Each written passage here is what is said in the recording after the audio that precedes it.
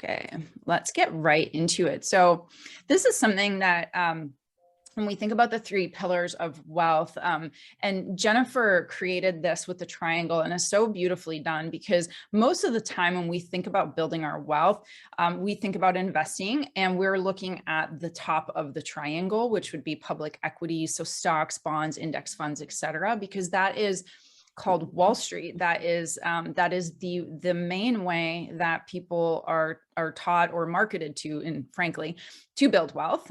Nothing wrong with it. It has a really important place in the portfolio. However, it's the top of the triangle, and the foundation of wealth building actually resides in non-correlated assets. A lot of times this type of investing is called Main Street.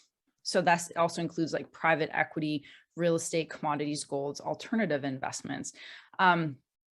And then the other area, the other foundation of the triangle is risk management and other financial tools, which is where Jennifer resides in her profession. So life insurance, and actually I will say using life insurance as an investment tool and not the way most of us think of life insurance. But today, and you can see the recording that we did a couple months ago where Jennifer presented on risk management. It's very important. But today we're going to focus on real estate. So in short, why real estate? Like, why is everybody so interested in real estate? Historically, it is the #1 way to build wealth. Anecdotally, I think everyone has heard that real estate is the way to build wealth, and that the wealthy for centuries have grown their portfolio and built wealth through real estate.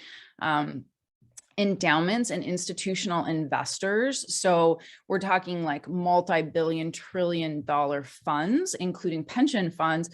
They hold about 25% of their assets in real estate, more or less. The Yale endowment model was the first to make kind of like to bring this forward. And today, I think they're sitting around like anywhere between like 8 to 10%. The value of real estate. So why real estate? It's worth about $60 trillion in the US. And that's between, and this is what we're going to talk about, residential real estate and my world, which is commercial real estate. And the thing about real estate is that you don't have to be an institutional investor to own or to understand it. Real estate tends to be the most accessible type of investing. And in short, we get it. I mean, you talk about a home, you talk about a property, you say, I understand that. I can wrap my head around that. I can wrap my arms around that. A lot of times, and I'll say it this way, we think we can't understand more sophisticated financial instruments. That is inherently not true. They're not that complex, most of them. Some are, but real estate's just like tangible. It's like this thing, I get it, I understand it appreciates in value, and I understand the value of real estate. So it holds a place in our psyche and in our society, and it definitely holds a place in our portfolio. So this is something that most people, I think, don't really know, and it's really important.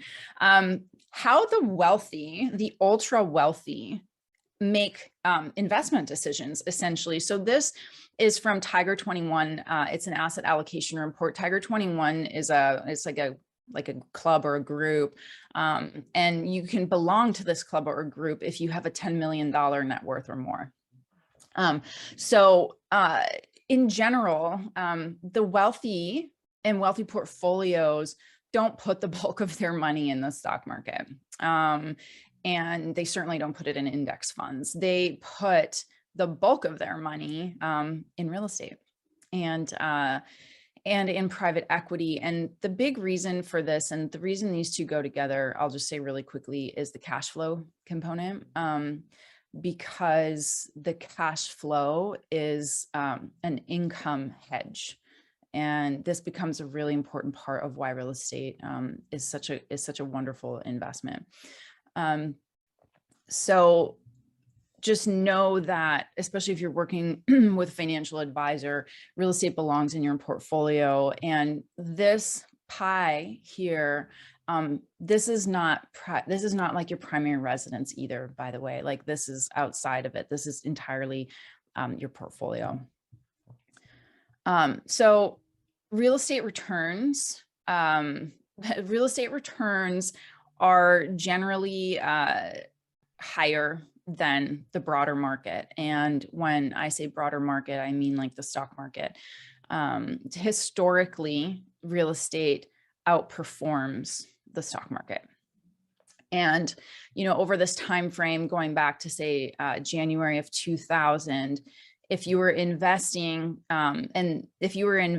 in commercial real estate through REITs in this case, your returns were actually almost 3 times higher than the stock market. So that's over a longer time period, which is important. I know that the stock market prior to about November of last year had been on a massive tear for a few years and was outperforming everything, but it's important to take your investment horizon on a much longer timeline.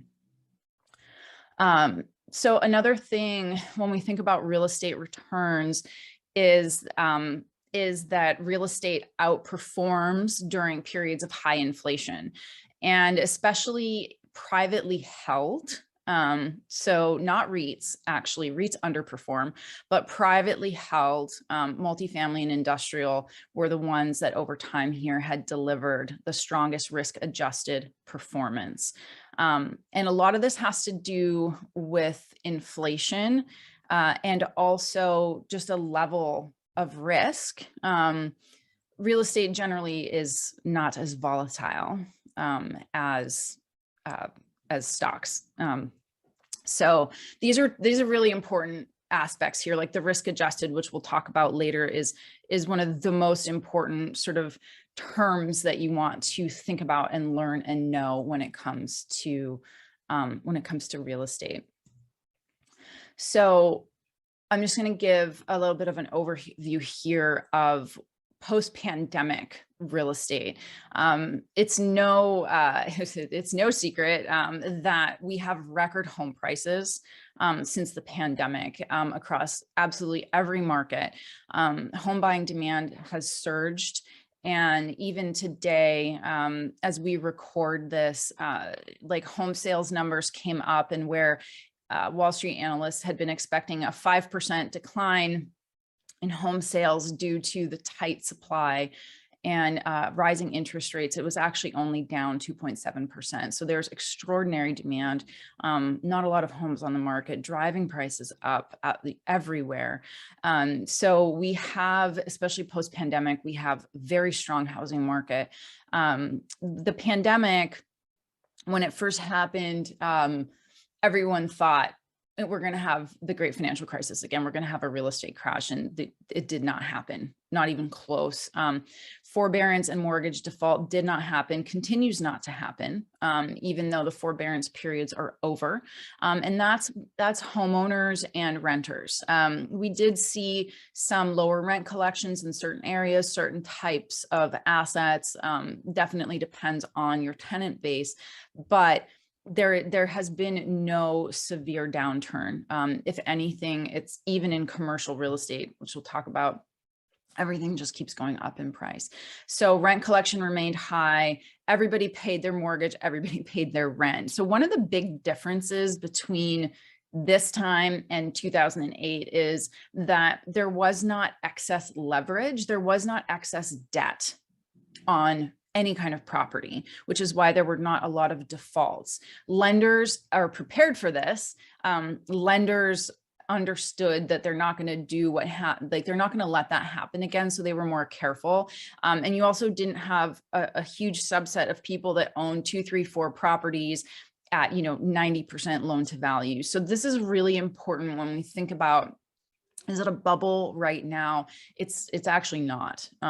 This is what we're going through right now is a function of the extra liquidity in the system from Fed money printing and inflation that is being created from this. So what that has done, because there's all this extra money that has come into the financial system.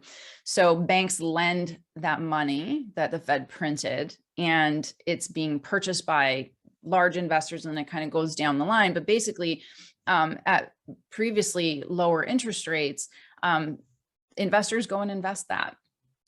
So we've seen stock stock market inflation due to this and asset inflation due to this. And so you have all this extra money in the system.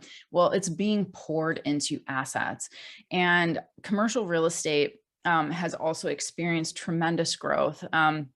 There's a little bit of softness in retail, so malls and hospitality.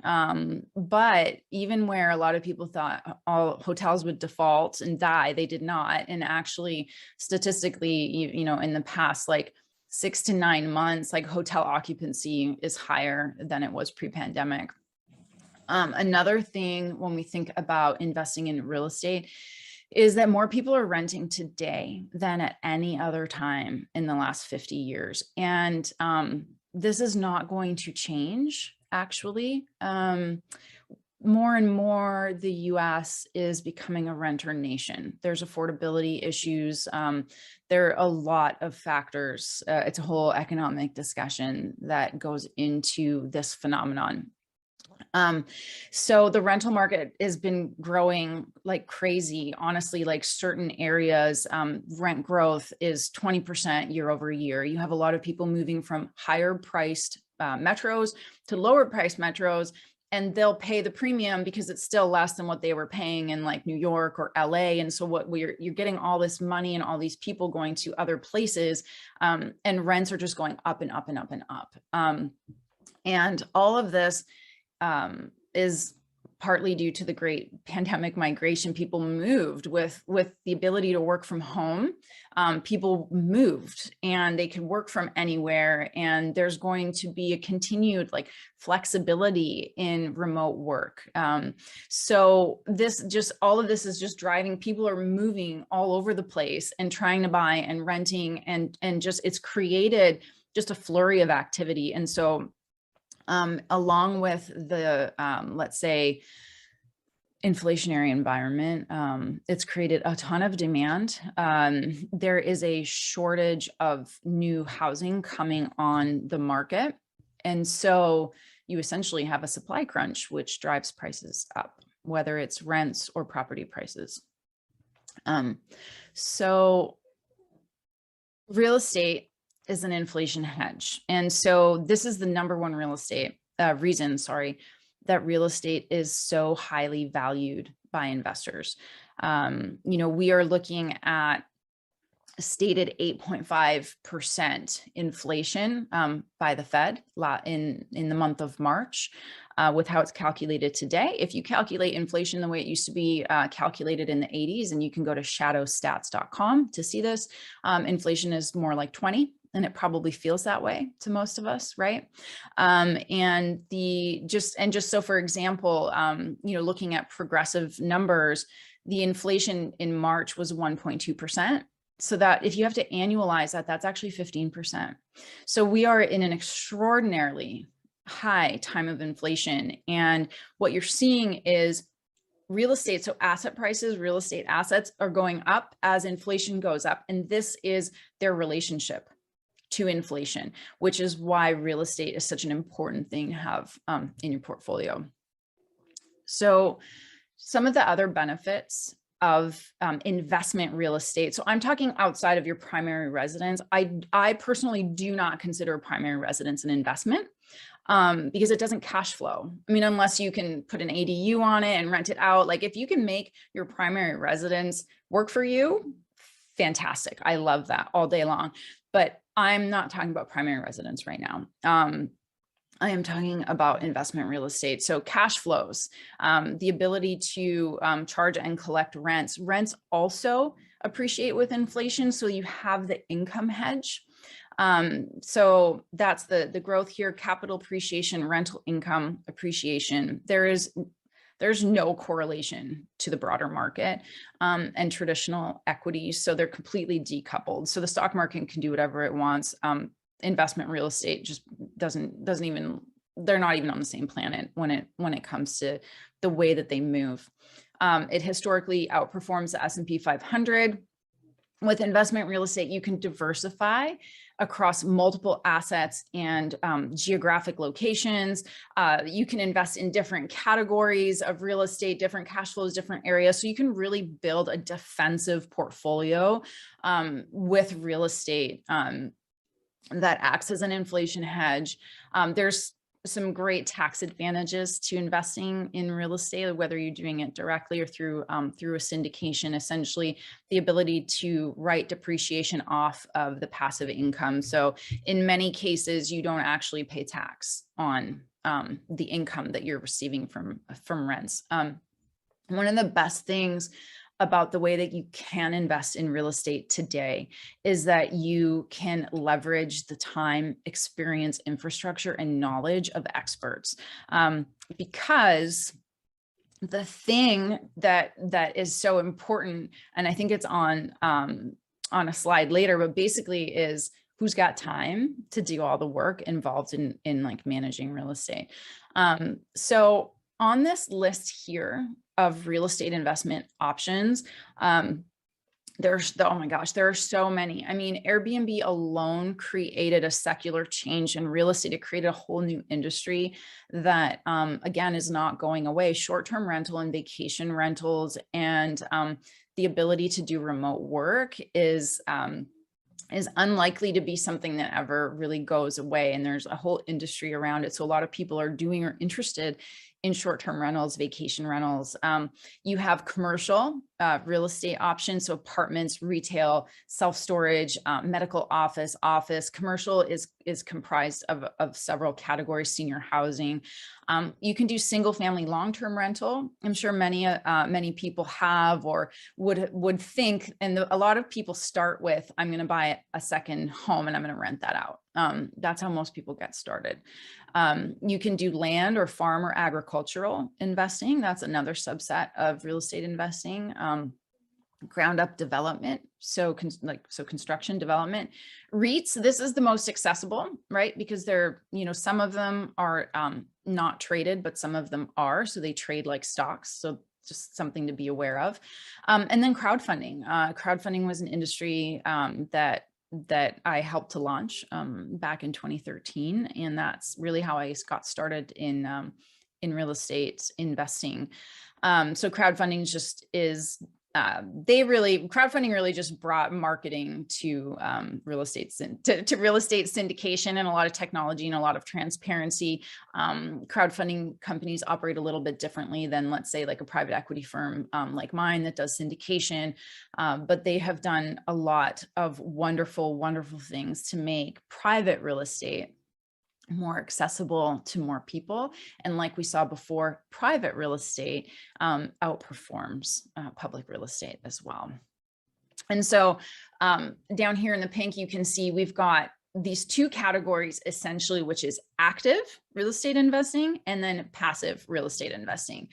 And so what that means is really it's the level of work or activity that's involved to be in real estate. So on this matrix here, we have, your barriers to entry, which can be significant. And then we also have the work involved. So, your highest work, highest barrier to entry is going to be commercial buildings as a general partner. So, it's not a lot, but like, let's say a $10 million building, but like $100 million building, $1 billion building. So you have really high barriers to entry when it comes to the money that is required. If you were to say alone, I'm going to go buy this building and then manage it, like you're managing 100 units, 200 units, 500 units, or like you're managing a mall, really high barriers to entry, a lot of work. Lower barrier to entry, a little bit more accessible, but still a lot of work, is going to be like short-term and long-term residential rentals or vacation rentals. So I know when I was doing short-term rentals, like it was a lot of work, and it's probably not very suited for the way that I operate, but I did it. It was fine, and I very much prefer passive, like having done the active. And what's not in here on the active side actually is also like fix and flip. So renovating and reselling. And then you have on the low barrier to entry and passive, you have REITs, which I mentioned, which are publicly traded publicly traded vehicles where they are professionally managed, very large buildings. So like you might be looking at like multi-billion-dollar buildings in New York City, for example.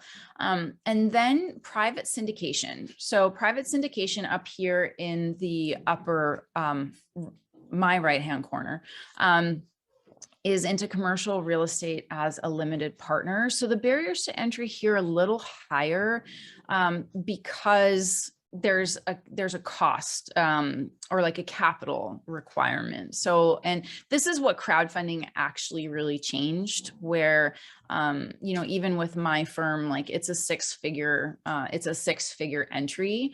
But with crowdfunding, like you can get into some commercial real estate for like $1,000. And so that's like a gateway that helps you learn, that helps you get into it.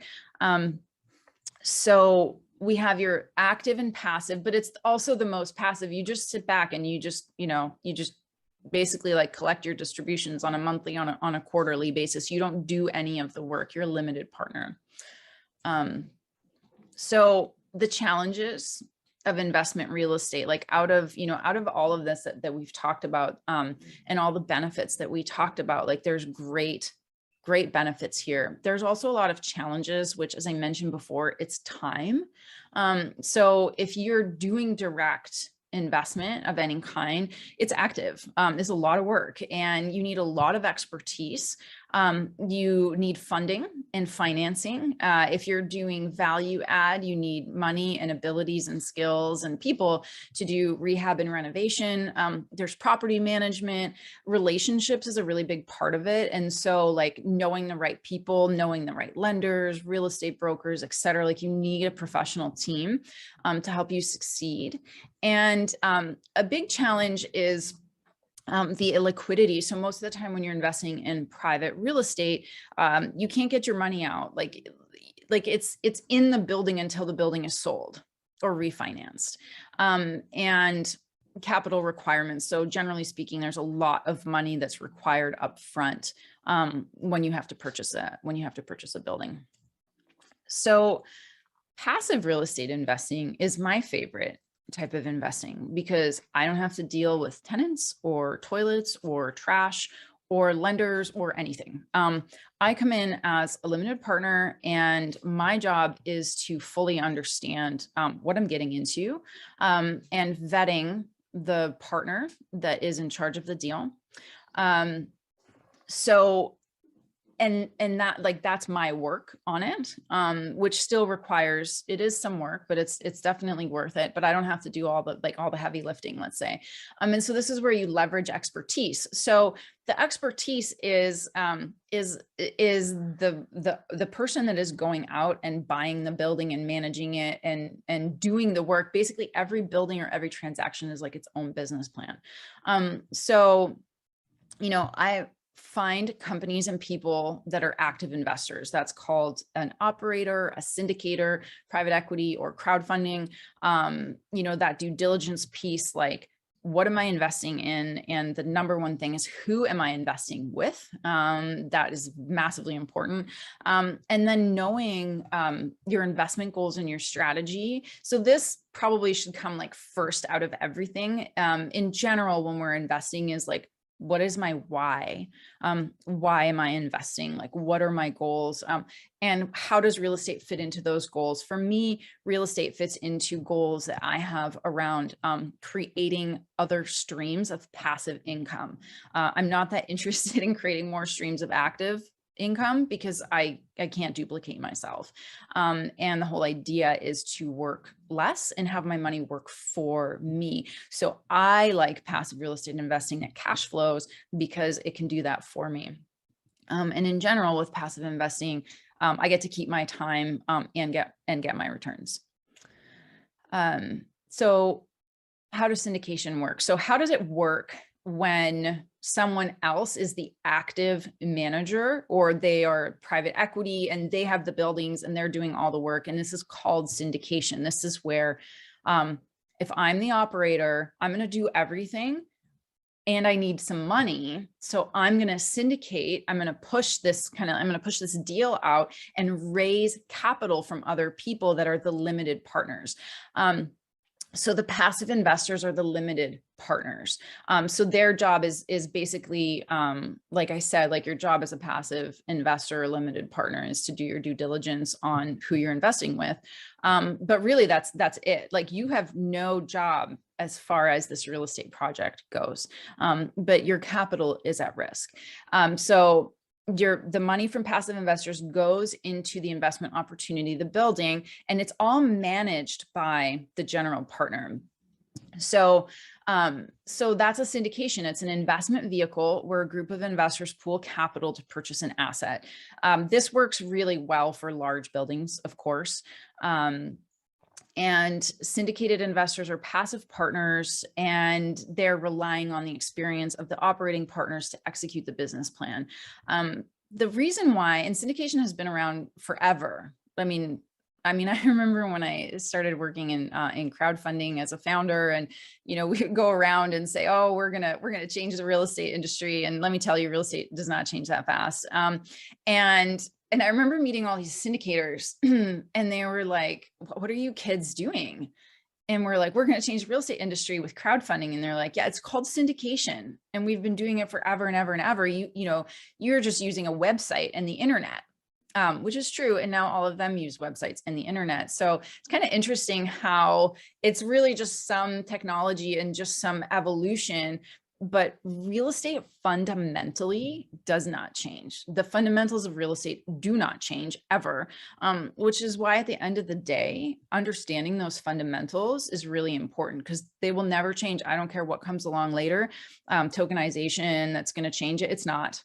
Real estate will always be the same because it's based on the same fundamental principles, just like economic principles.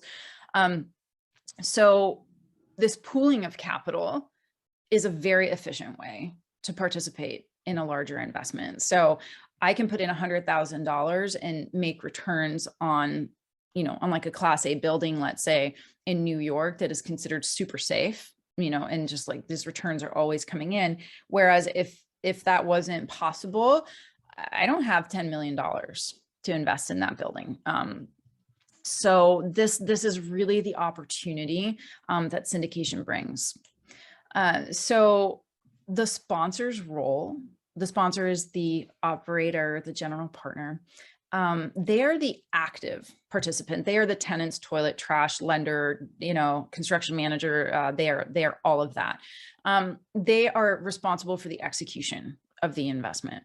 So they are the ones that interface directly with investors, brokers, property managers. They are finding, purchasing the property, doing all the financing, managing the operations. They pay investors the returns.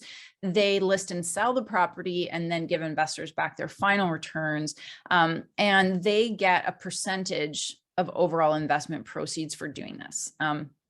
They also usually and should always have some skin in the game. They should always have some of their own money in the deal. But essentially, they're going to get paid for doing all of the active management, which is a percentage.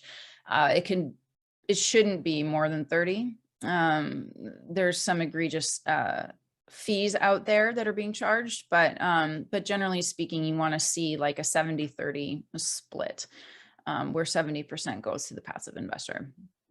After a preferred return. The sponsor also, when you're thinking about this for yourself, should be highly qualified, and they should be properly incentivized to execute on the business plan. So they should always have skin in the game. They should get paid their larger fee, that 30% I was talking about at the end when they sell the building. So imagine that you work with somebody and they manage to basically get the equivalent of all their money out in year one. How are they possibly incentivized to see this through to the end so it's as successful for you as possible? So this is what I mean about incentivization. And they should also be incentivized in terms of like making enough for it to be worth it for them. So the more moving parts, the more that a best-in-class sponsor is the partner that you want. Simple investments, that a lot of people can do simple investments on the active side, but when you're talking about a really complex property, and a complex business plan, you want a really experienced sponsor. And their level of expertise most definitely influences the success of an investment, and the level of your returns, because there's a lot of variables that will affect your overall investment returns. The investor's role is, so that's us. So our role as a passive participant is to provide capital.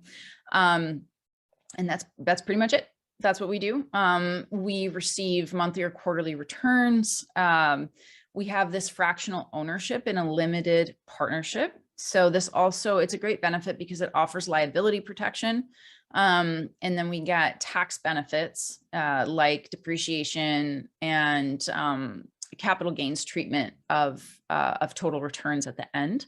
So capital gains are generally taxed at less than your nominal rate. And even though we're not actively managing the property, there is a responsibility that does fall on our shoulders, as with any kind of investing, which is like know what you're investing in is really what it comes down to. Know yourself, know your goals, and know what you're investing in. And with real estate, this is potentially more important, right? Wall Street has almost like conditioned us to give away our agency and just like, oh, stick it in an index fund. And if you leave it there for long enough, like over time, like your 401k will grow and all this kind of, all this kind of stuff.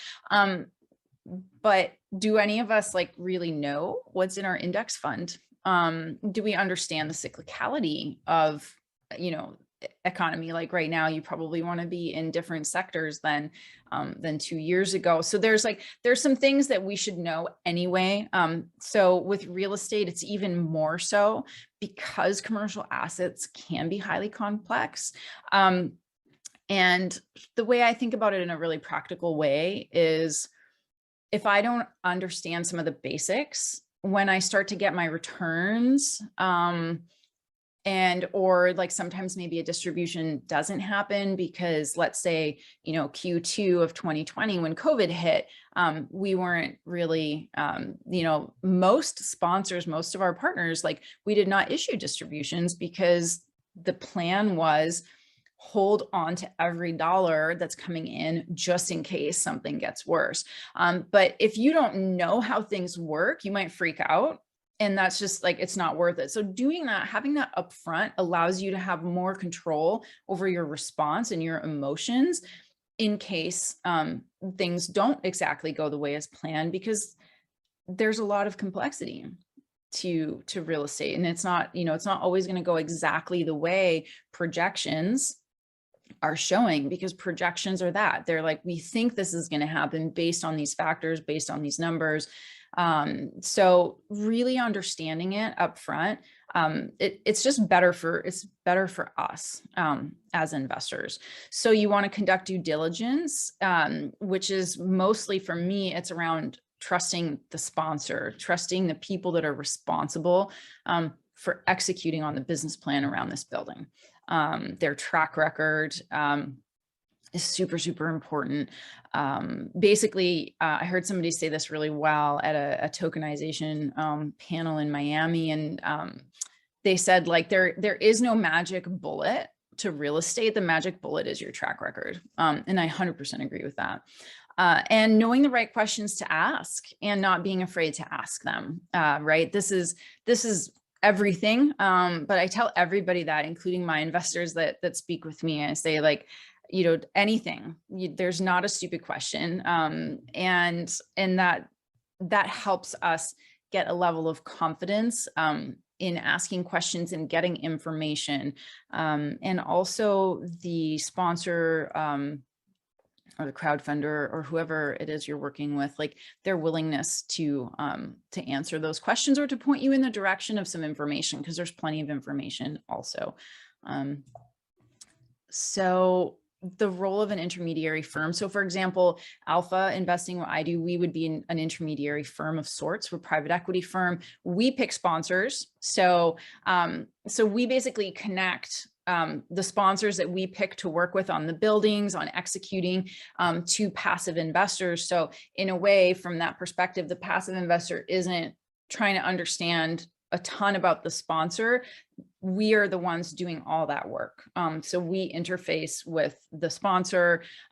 We create the LLC. And that's a really important piece of this. We handle all the legal, administrative, all the asset management, reporting, distribution. And the number one thing that an intermediary firm, whether it's a private equity firm or a crowdfunding firm, or a capital raiser, a broker dealer, is the underwriting and the due diligence. That's massively, massively important. And it's a lot of work.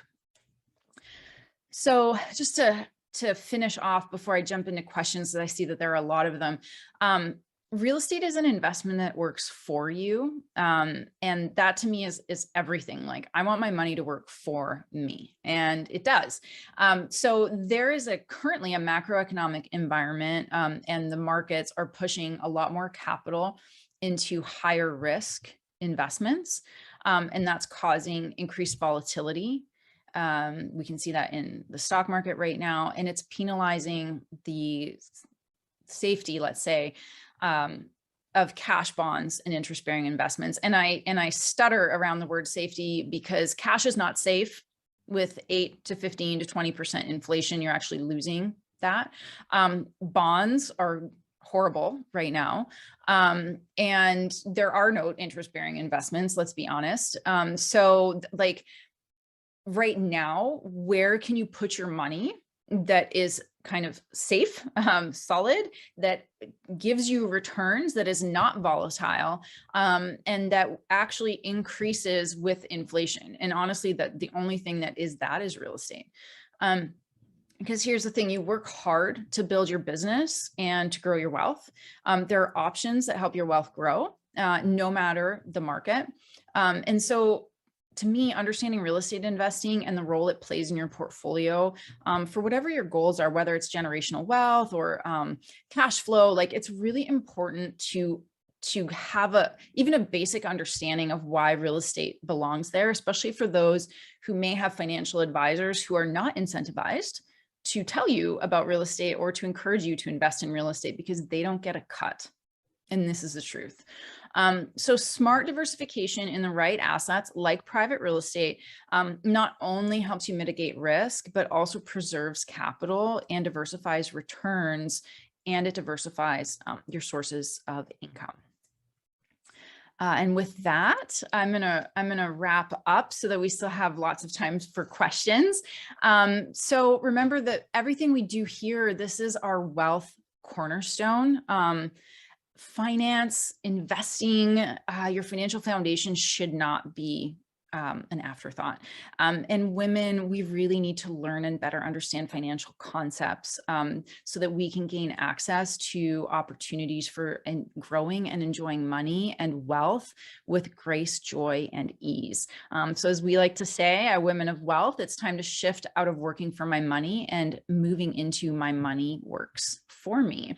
And as Jennifer mentioned at the beginning here, the lion's share of $30 trillion in financial assets is expected to be controlled by women by the year 2030. And we do these Wealth Mastery every month. Linda, thank you so much for graciously hosting us. And I'm gonna stop sharing my screen, and we can dive into some questions.